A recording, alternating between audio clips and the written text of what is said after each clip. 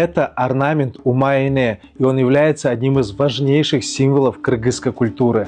Как известно, до того момента, когда мы приняли ислам, кыргызы исповедовали древнюю религию тенгрианства, и одно из главных божеств в этом пантеоне была Умайне. Она является покровительницей женщин, покровительницей домашнего очага, а также детей. На орнаменте Умайне изображаются стилизованные изображения, напоминающие крылья или руки. Они символизируют заботу.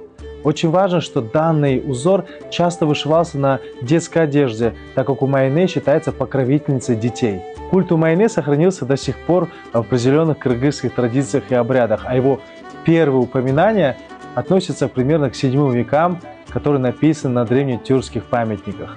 Теперь в следующий раз, когда вы увидите узор, вы будете знать его значение. Это видео создано в коллаборации между Ильгири и компанией «Твой заряд» с целью продвижения кыргызского наследия. Заряжайте